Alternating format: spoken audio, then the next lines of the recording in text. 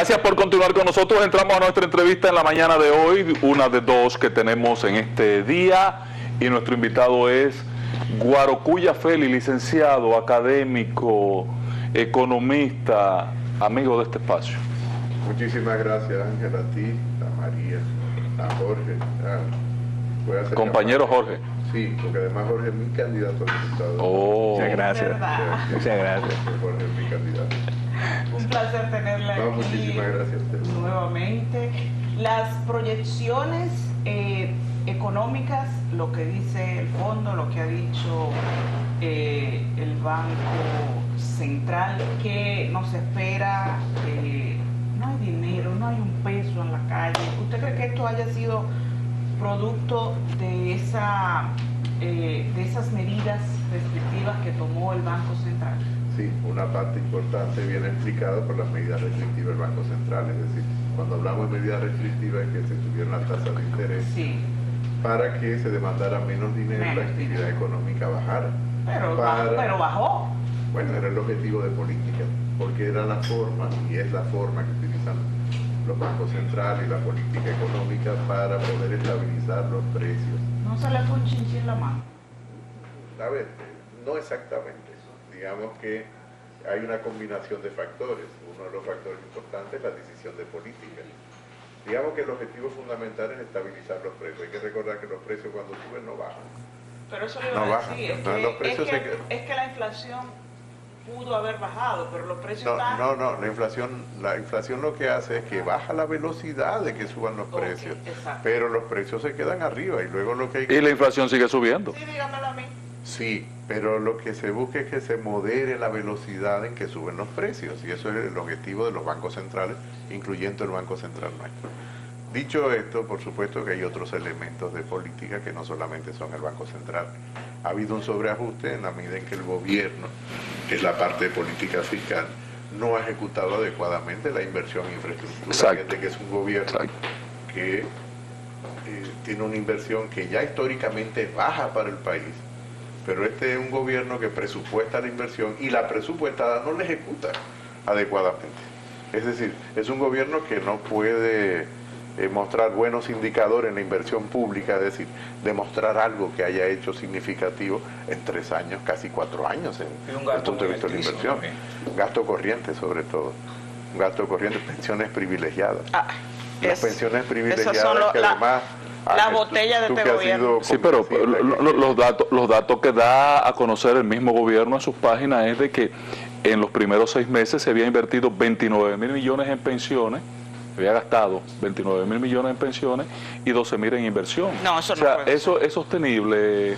Claro que no es sostenible. Fíjate que esa es la gran preocupación desde aquel que observa la política económica o que tiene responsabilidad de política económica cuando tiene un sentido de dirección claro. Porque el punto es que no hay un sentido de dirección claro. Yo recuerdo haber venido a este programa contigo y con María muy al principio del Partido de la Liberación Dominicana, dejar el gobierno. Y recuerdo que decía que este gobierno era como Alicia en el País de la Maravilla, que se encontraba en una encrucijada con el señor Gato y le decía, señor Gato, ¿hacia dónde debo de ir? Y le pregunta qué camino, hacia dónde quieres ir. Le dice, pues no lo sé, pues da igual el camino que tomes. Entonces el gobierno ha ido tomando diferentes caminos sin tener claro cuál es el sentido de dirección. Sí, Entonces, pero este asunto de la deuda, porque yo veo a la sociedad en su conjunto, Guarocuya, indiferente a la situación que tenemos de la deuda. Este es un gobierno que ha cogido casi 30.000 millones de dólares prestados y los empresarios están callados. Los partidos están callados, todo el mundo anda como la foca aplaudiendo, Ángel, aunque se está jugando los partidos con el agua al bolso. Los partidos no hemos estado callados. El Partido de la Liberación Dominicana, de manera recurrente y de forma constante, ha ido cuestionando la velocidad de endeudamiento, no la deuda. ¿Y ustedes, los congresistas han apoyado esa...? No, ninguno. De hecho, los congresistas tienen una línea... digamos, trazada por el partido de que no se aprueben nuevos préstamos, salvo aquellos que tengan alguna justificación y que vengan fundamentalmente de las multinacionales. Y como una tasa de retorno y que se sepa dónde se van a invertir, claro, porque lo peor es que estamos cogiendo dinero prestado para guardarlo. Muy crítico con la velocidad de endeudamiento. Quiero reiterar, no con la deuda.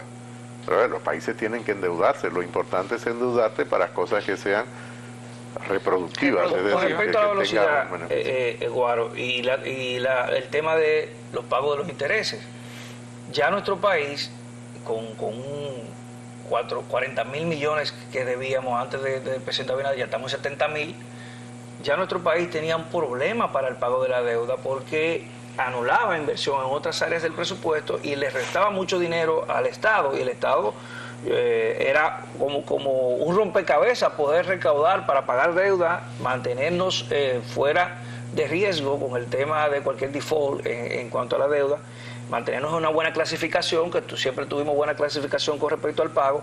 Y ahora, ¿qué va a pasar de ahora en adelante? Que estamos en 70.000 millones de dólares. Hay un gobierno que casi está alcanzando la totalidad de todo lo que se había cogido en la historia.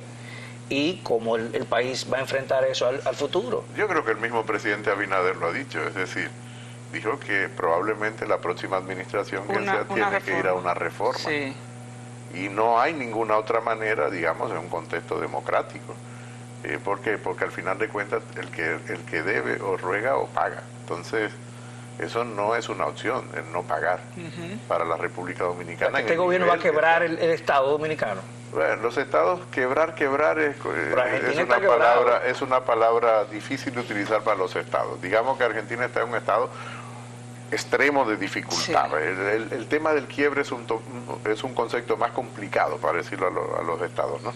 Pero por supuesto que va a estar en dificultades, ya estamos en dificultades, en la medida, por ejemplo, por la actividad económica, la caída de la propia actividad económica, el bajo crecimiento, producto de las medidas de política, entre otras razones, para estabilizar el nivel de precio, el tema de la disminución de las exportaciones, es un elemento sumamente importante porque genera divisas, es con lo que tú pagas el servicio de la deuda. ¿Se podría decir que hay una desaceleración de la economía? Hay una desaceleración de la economía registrada por el propio Banco Central, es decir, no es un tema que está oculto bajo la alfombra, ni mucho menos, es público.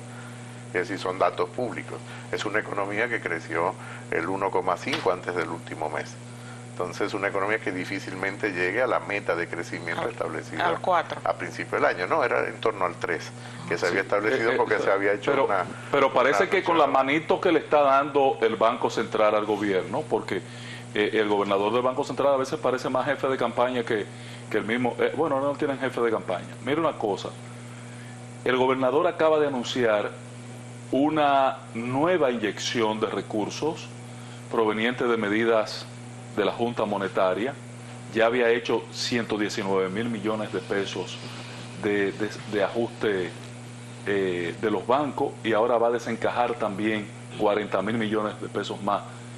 ¿Esa es la solución a la economía? Digamos que en el corto plazo, porque las medidas de política monetaria son de corto plazo, a final de cuentas alguien paga la fiesta. Claro. Y quien la paga siempre es la política fiscal, es decir, los impuestos de la gente, lo que tú y yo pagamos, lo que están detrás de esa pantalla del televisor, lo que no están mirando por las redes sociales, todos somos lo que pagamos impuestos, al final todos pagamos la fiesta. Por eso las medidas de política monetaria son de corto plazo, no son estructurales. Es decir, no tiene un impacto estructural de fondo en el largo plazo. Por supuesto que en el corto plazo sí pueden ser efectivas, y de hecho lo son. Y por eso actúan los bancos. O sea, si usted fuera el gobernador del Banco Central, tomara la misma acción, pues, por ejemplo, en marzo, abril, pusieron a circular 119.000 millones de pesos. Pues probablemente si fuera el gobernador del Banco Central en un contexto diferente, seguramente el gobierno me hubiese acompañado mejor, un gobierno de mi partido me hubiese acompañado mucho mejor desde el punto de vista de la política fiscal. Y por lo tanto no hubiese tenido que sobreexponer la política monetaria y generarle tensión a las políticas monetarias. Es decir, que el Banco Central tiene que reaccionar en una ausencia de la velocidad de actuación de la política fiscal. Tiene que haber un balance entre ambas políticas. Coordinación muy estrecha, muy estrecha, muy estrecha. El tema es muy débil, la coordinación. Aparte de todo lo que está sucediendo, la comercialización con Haití es la única balanza positiva que tenemos, y ahora no hay. O sea, también hay un sector de la economía eso que fue se está... un gran error del gobierno, desde el punto de vista de política, porque el tema con Haití ocupa una dimensión que va más allá de la política exterior, es prácticamente política interna en términos migratorios, política interna desde el punto de vista de la política comercial. y por lo tanto fue un error del gobierno tomar una decisión tan drástica como suspender y cerrar totalmente la frontera, suspendiendo de manera absoluta en su momento el comercio. O sea, normalmente esas son medidas que se toman de forma gradual. Como un bloqueo de una superpotencia a una potencia pero, pequeña. claro, y eso algo visto así. Desde fuera, que puede parecer. Es lo que parecía. Claro, pero ¿y qué puede parecer? Podría parecer una sobrereacción de un país que en términos económicos, en términos relativos, es superior desde el punto de vista del desenvolvimiento económico. Entonces fue un gran error, porque no solamente es el comercio que se da en frontera, tú tienes que tomar en consideración que ese comercio que se da en frontera lo generan industrias, la industria avícola, la industria de huevos.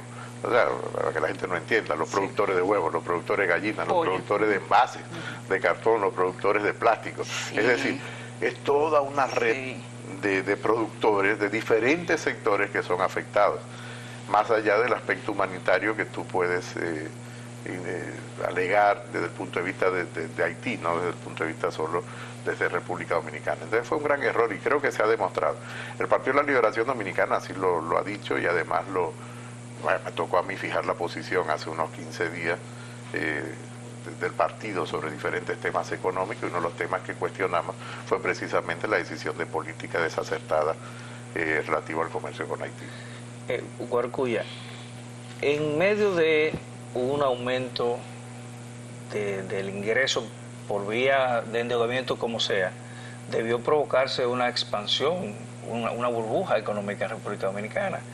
No estamos viendo que eso está sucediendo, porque lo que estamos viendo es una crisis. Por el contrario, una inflación por encima de 2 dígitos, aunque lo quieran ocultar, nosotros lo estamos viendo cuando vamos al supermercado, con una inflación que está altísima, que quizás sea por más de 30%, se ha aumentado la canasta básica. Lo que estamos viendo es una reducción de la construcción, lo que estamos viendo es aumento de los precios de la vivienda. Lo que debería ser una burbuja es como que no ha cuajado bien, pero como quiera, este aumento del ingreso va a generar una contracción al futuro, cuando ese aumento del ingreso cese, cuando otros gobiernos no se puedan endeudar. ¿Qué espera usted que ocurra cuando llegue esa contracción económica que va después de una burbuja financiera, como lo que se está creando ahora con el endeudamiento? Por lo regular son programas de ajuste, son procesos de ajuste que son dolorosos. Y en lo personal tengo la experiencia del ajuste de la economía producto de la crisis de Baninter. La crisis de Baninter, el impacto que tuvo en la economía dominicana desde el punto de vista de la caída del producto fue mayor que el impacto que tuvo la pandemia. Fíjate la magnitud de ese impacto. Y eso obligó a una política de ajuste muy fuerte. Esperamos que se va a deslizar la tasa, el tipo de cambio con relación al dólar, que se va a deslizar. No necesariamente, yo creo que ahí sobre todo la autoridad monetaria tiene mucha conciencia de cómo mantener controlada el tipo de cambio, porque fíjate que el nivel de precio de la economía dominicana, es decir, el resto de los precios está muy relacionado con el precio de la divisa, porque es una economía que importa muchos bienes y servicios para producir otros bienes y servicios, y lo que la gente consume. Por lo tanto, y mueve el tipo de cambio, impacta rápidamente en el resto de precios. Yo creo que la autoridad monetaria tiene mucha conciencia. Y el hecho de que los organismos multilaterales también siempre están muy pendientes de lo que ocurre en la economía dominicana, pero lógicamente el gobierno tiene que reaccionar adecuadamente. O sea, tú no lo puedes dejar de hacer, lo dije hace un momento, solo reaccionar la política monetaria. Tú tienes que hacerlo también por la parte de política fiscal. Así que donde nos lleva esto es un proceso de ajuste. Un proceso de ajuste porque además tú tienes que poner en la misma coctelera, en el mismo cuadro que estamos analizando, el hecho de que los ingresos se han ralentizado, de que tú has tenido que, o sea, el gobierno ha tenido que tomar avances de algunos sectores económicos para poder financiar el presupuesto. Dicho sea de paso, en el gobierno del presidente Medina, cuando me tocó ser director de impuestos internos, nunca tomamos adelante. Nunca. Lo digo porque en algún momento del Ministerio de Hacienda dijeron como que se había tomado un adelanto en el 2003. Lo que hicimos fue devolver un impuesto que habíamos cobrado. Sí, se tomó cuando la Barrick Gold. Sí, cuando se la le Barrick. tomó unos pesitos ahora para la pandemia. Pero no es mi caso. Es decir, lo estoy hablando porque lo que justificó en su momento fue en el año 2013, y lo que hicimos fue devolver un impuesto que se había cobrado, que es el impuesto a los activos netos de la banca, y se había llegado a un acuerdo para detener ese impuesto que originalmente había sido con un espíritu transitorio. Por supuesto que eso no es pecaminoso, el hecho de que haya adelanto, pero sí te es un indicador importante de que tienes que hacer ajustes obligatoriamente para poder mantener la sostenibilidad de las cuentas fiscales, que a fin de cuentas es lo que te mantiene el nivel de gasto para que funcione el sector público y dinamice la economía con el gasto, sobre todo en inversión, pero este gobierno no ha sabido ejecutar adecuadamente el gasto de inversión. Cuya parte de economista usted es político. Y digamos que soy militante de un partido exactamente, político. Sí. Exactamente, militante de un partido político. Su partido está ahora mismo, ya tiene oficialmente un candidato que es Abel Martínez, pero ¿qué es lo que pasa en el PLD? Que se siguen yendo los diputados, se van del comité central, se van del comité político. Yo nunca me imaginé a Valentín levantándole la mano a Luis Abinader. Yo tampoco, María. Es decir, que no solo tú, yo creo que tampoco yo. Es decir, no creo, no, estoy absolutamente convencido. Sin embargo, debo reconocer que eso forma parte del proceso evolutivo de las organizaciones. Y yo creo que tenemos ejemplos que nos sobran. Y el camino que no me gustaría que trillara el Partido de la Liberación Dominicana fuera la disolución, como ha ido ocurriendo con otras organizaciones políticas. Y ese es el reto que nosotros tenemos.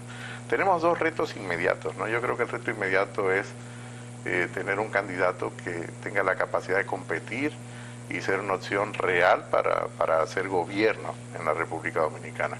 Eso implica tener la visión de alianzas, ¿no? Ya estamos al final y veremos qué va a anunciarse con las alianzas de las fuerzas de oposición. Yo creo que ese es el reto inmediato. El otro reto es un reto más de mediano plazo de la propia organización. Y es que los militantes que seguimos estando en ella, que creemos en nuestra organización política, tenemos que desarrollar esa capacidad de volver a seducir a la gente. No solo para militar en una organización política sino como la nuestra, sino para entender que es necesario que un partido como el de la Liberación Dominicana siga teniendo la capacidad de poder mantenerse como una organización política que sea una opción de gobierno en República Dominicana. Pero va a depender de nosotros como militantes. En la medida que podamos reorganizar nuestra estructura de acuerdo a lo que demanda también la sociedad cambió. Entonces ya hoy no son partidos verticales totalmente como lo entendíamos de forma tradicional hasta hace relativamente poco tiempo. Hoy en día las redes sociales cambiaron la forma en que la gente percibe la propia sociedad y se percibe a sí mismo. Y eso implica cambiar los propios partidos políticos.